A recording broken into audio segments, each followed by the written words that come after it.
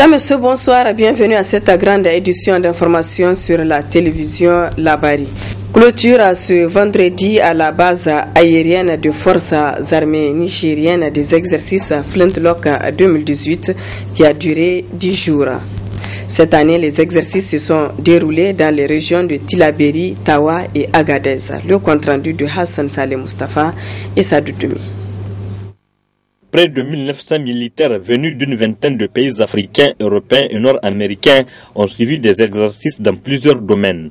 10 jours durant, des forces spéciales de plusieurs pays ont partagé leur expérience à travers des exercices pratiques proches de la réalité sur le terrain, à la grande satisfaction des initiateurs. Le gouvernement des États-Unis est très satisfait avec l'exercice Flintlock 2018. C'est une bonne expérience avec 4 bases ici au Niger, à Agadez et Wallam, ici à Niamey et à Tawa aussi.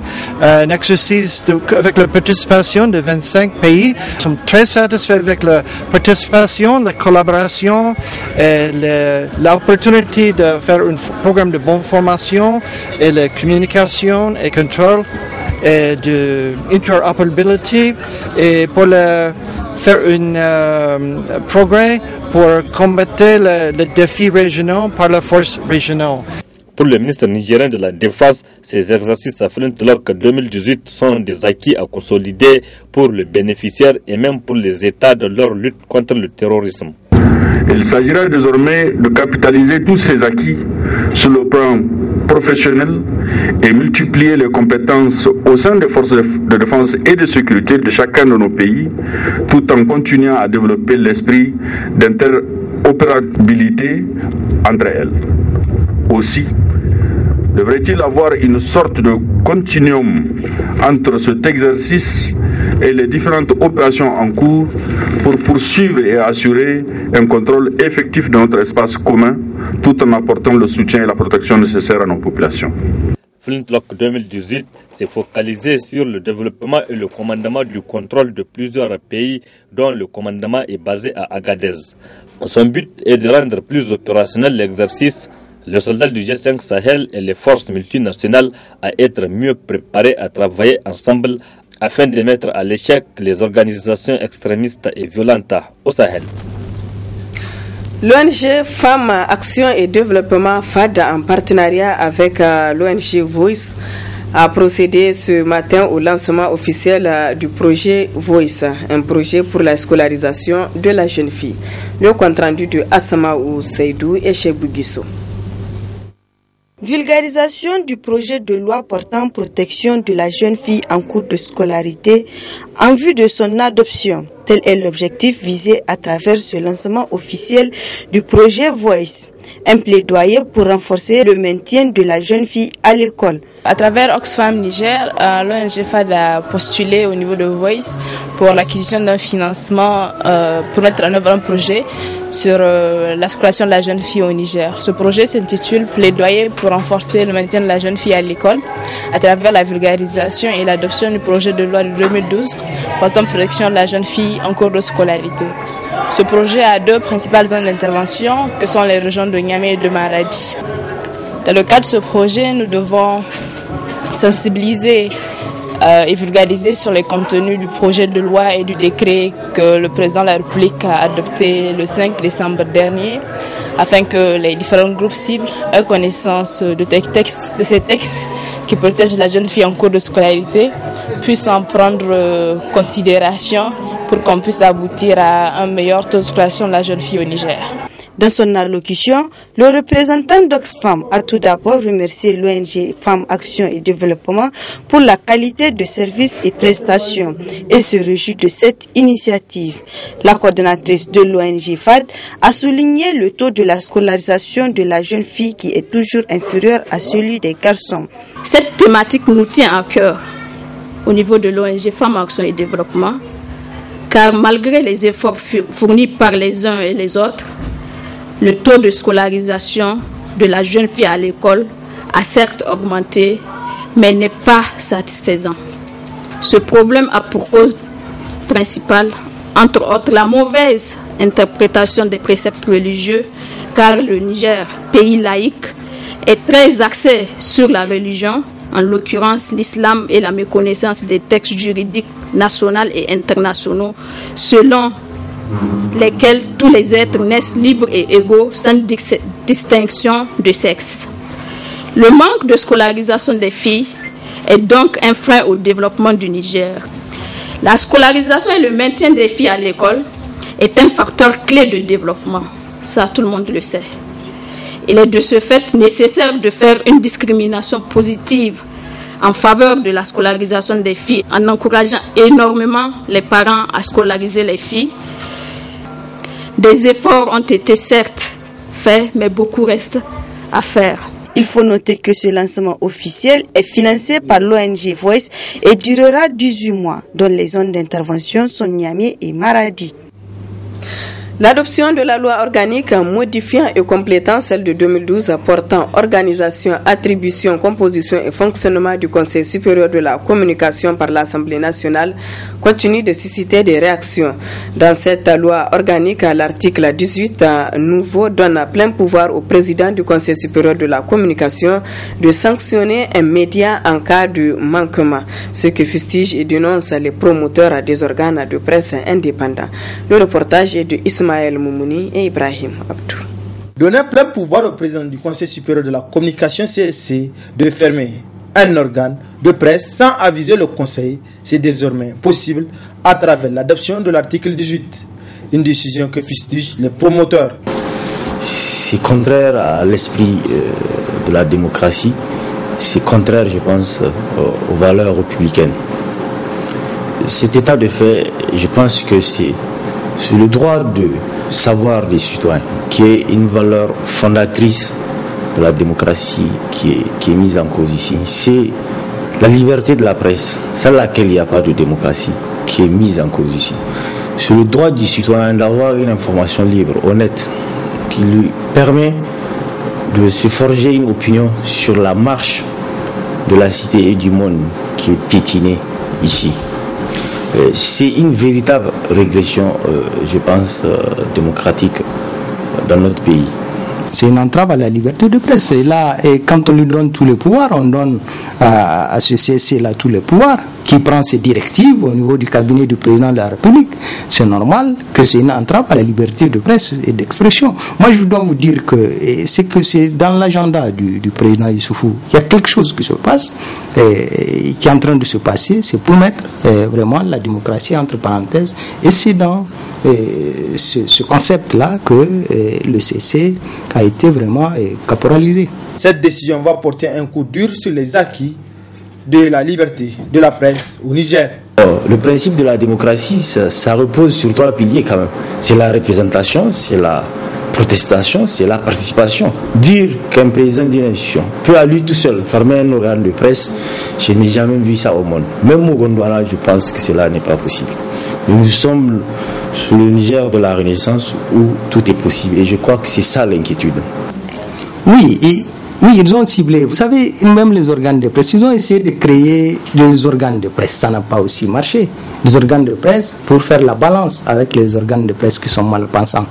Donc ça n'a pas marché. Et aujourd'hui, c'est pour empêcher aux organes très critiques à l'encontre du régime du Issoufou de faire leur boulot convenablement.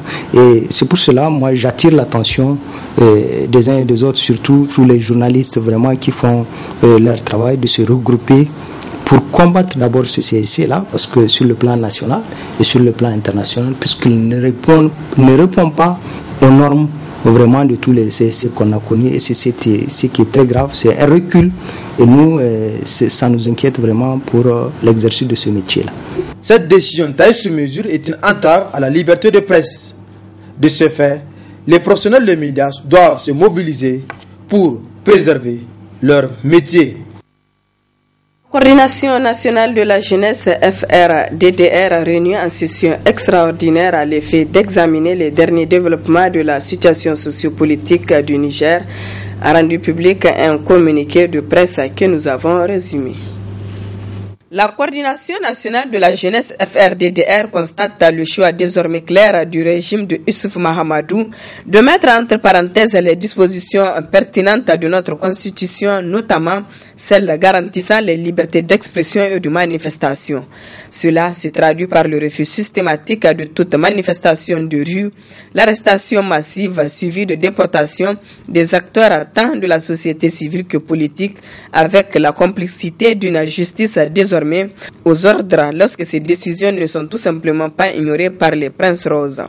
C'est ainsi que le régime de Issoufou Mahamadou a choisi le lundi 16 avril 2018 d'opposer aux revendications justes et légitimes des scolaires l'usage disproportionné d'une force brutale et sauvage. Les violents affrontements qui ont ainsi opposé les jeunes élèves et étudiants aux forces de l'ordre se sont malheureusement soldés par plusieurs dizaines de blessés, dont certains graves, ainsi que par l'arrestation des militants de l'Union des scolaires nigériens. Ces faits extrêmement graves posés à l'encontre des enfants du Niger, dont la protection incombe pourtant au pouvoir public conformément à notre constitution, viennent s'ajouter à une situation sociopolitique et économique déjà mise à mal par la gouvernance à vue, cynique et autocratique du régime de Issoufou. Devant ce péril grave que fait courir le pouvoir PNDS à notre pays et à son peuple, la Coordination nationale de la jeunesse FRDDR condamne de manière énergétique la répression lâche et barbare de la manifestation pacifique de l'USN du lundi 16 avril 2018 et souhaite un prompt rétablissement aux blessés. Mais en garde le régime contre l'instrumentalisation des forces de défense et de sécurité et rappelle à ces dernières qu'elles sont républicaines et à ce titre doivent demeurer au service exclusif du peuple. Exige la réouverture immédiate et sans condition du campus universitaire et des cités annexes, dont la fermeture inhumaine a plongé des milliers d'étudiants dans la rue. Exprime son soutien à l'USN et exige l'ouverture d'un dialogue avec les scolaires et tous les acteurs de l'école afin de sauver ce qui reste encore de notre système éducatif. Exige la libération immédiate et sans condition de l'ensemble des personnes militantes de l'USN, acteurs de la société civile et l'opposition injustement incarcérée par le régime de Issoufou. C'est le lieu d'apporter notre soutien ferme et indéfectible aux camarades Nuhu Mahamadou Arzika, Ali Idrissa Nani, Moussa Tchangari, Maître Abdurrahman Lirwana, Michael Zodi, Ibrahim Djori, Ousseini Maïga, Mahmoud Ousseini et autres. Apporte son soutien inconditionnel au chef de file de l'opposition nigérienne Hama Amadou dans l'épreuve injuste que lui impose ce régime en manque de légitimité. Rassure le Conseil des leaders de sa disponibilité permanente à répondre promptement aux mots d'ordre du Front pour la restauration de la démocratie et la défense de la République FRDDR. Enfin, invite l'ensemble des militantes et militants du FRDDR à rester mobilisés dans le combat et à participer massivement à la marche suivie de meeting du dimanche 22 avril 2018 à l'appel du collectif indépendant des organisations de la société civile. Du sport dans cette édition, lancement cet après-midi au centre technique de la Fédération nigérienne de football FENIFOOT du tournoi féminin de football de moins de 20 ans. C'est le président de la fédération qui a procédé au coup d'envoi du tournoi qui regroupe 8 équipes. Le compte rendu de Ismaël Moumouni et Halidou Bouraima. Déceler les meilleures joueuses en vue de former une équipe capable à défendre valablement les couleurs nationales, c'est l'objectif visé à travers ce tournoi de football féminin initié par la Fédération nigérienne de football FENIFOOT. Détecter donc de jeunes talents, pour que vous savez le football, pour qu'on soit au niveau, vous savez que dernièrement nous avons eu une sortie donc au niveau d'Abidjan, le réseau n'était pas fameux, nous avons dit qu'il faut faire une politique pour le football féminin, le vulgariser pour la promotion, c'est effectivement d'aller à la base. La base c'est de détecter donc les jeunes talents, les filles que nous allons suivre. Donc maintenant c'est un tournoi de 15, 17, 13, 17 ans qui va nous permettre d'identifier des jeunes filles qui vont faire maintenant donc une équipe future donc de MENA cadet qui va nous permettre effectivement donc de faire des rencontres donc au niveau international. Donc pour avoir donc un niveau comme les autres, il fallait partir à la base. Et cette base là c'est ça que nous voulons faire. Et nous allons partir maintenant, dès maintenant commencer le travail. Faire ça au niveau des amis, au niveau des régions. Et ça va de soi parce qu'on ne peut pas exactement vulgariser, faire la promotion au niveau de Niamey. Il faut que les autres régions aussi puissent bénéficier donc, de ces différents tournois-là que nous allons initier au niveau de la commission de football féminin. En organisant ce tournoi, le président de la FENIFOOT vient ainsi de tenir sa promesse quant à son engagement à promouvoir le football féminin. Nous sommes en train de lancer le football féminin. Je pense que ces choses faites aujourd'hui, c'est du concret, ça y est là. Nous avons coopté donc au niveau du comité exécutif Madame Amina qui représente le genre donc et qui est en charge du développement de ce football féminin là. Donc c'est à son initiative que ce tournoi au niveau des cadets a été lancé donc cette année. Donc vous savez bien qu'on a déjà participé à un tournoi international au niveau de la sous-région en équipe nationale bien sûr. Donc ça ne peut que confirmer en tout cas ce que nous avons promis aux gens, lancer le football féminin au football au Niger. Il faut vraiment qu'on lance le football féminin, qu'il soit réel, que ça soit réaliste en fait. Il faut aussi que nous restons réalistes en ce qui concerne nos ambitions. Les résultats n'ont pas été extraordinaires, mais moi j'ai salué ça, c'est une première participation. Je dirais qu'on est allé trop vite, on est allé face à des gens qui ont 15 ans d'avance sur nous. On a joué, il ne faut pas qu'on se décourage, eux-mêmes ont commencé comme ça. Donc on va continuer, et, c'est en œuvrant qu'on peut arriver à quelque chose. Le match de coup d'envoi a opposé l'AS Garde Nationale à rouge et l'équipe de jeunes filles courageuses de la rive droite en noir. Et à la fin du match, c'est l'AS Garde Nationale qui demeure vainqueur par un score de 4 buts à 1. Rappelons que c'est 6 équipes qui participent à ce tournoi, dont la finale est prévue le 13 mai prochain. Voilà, mesdames, messieurs, ici prend fin ce journal. Merci à vous de l'avoir suivi et excellente soirée en compagnie du programme de la télévision Labari.